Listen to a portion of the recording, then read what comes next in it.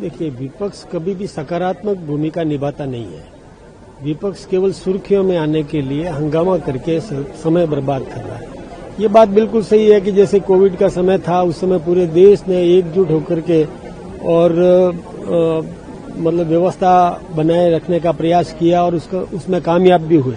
उस समय भी विपक्ष ने देखिए शुरू में क्या कहा कि ये कोई थाली बजाने से थोड़ी कोई कोरोना भाग जाएगा, जबकि ये एक संकेत था, जागरूकता पैदा करने का एक तरीका था कि समाज में एक जागरूकता रहे, किस प्रकार से बचाव किया जा सकता है, उसमें सावधान रहे, उसका तरीका था। लेकिन विपक्ष ने बाद में देखिए उस इंजेक्शन के लिए भी वो नाटक कर रहे थे और बाद में लाइन में लगे लगवाने के लिए।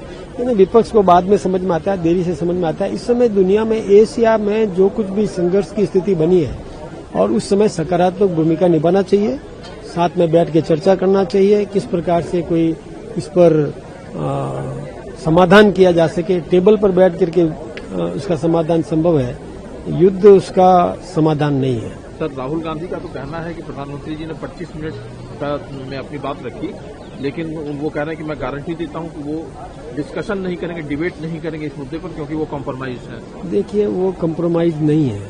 मैं एक बात बताऊं आपको, राहुल गांधी जी बीएससी के मेंबर हैं, उनको ये बीएससी में विषय रखना चाहिए था। बिजनेस एडवाइजरी कमेटी में विषय तय होते हैं, उसमें विषय रखते, वहां तो रखते नहीं है। केवल सुर्खियों में आने के लिए या डिबेट की बात करते हैं। डिबेट की जनता के बीच में करना चाहते हैं क्या? ये कोई तरीका थोड़ी है उनका, इस प्रकार से कभी भी, यानी किसी भी विषय पर कभी भी डिबेट की बात कर ले। कभी रखे, बीएससी में रखते हैं वो, तो उसमें कुछ निर्णय होता है।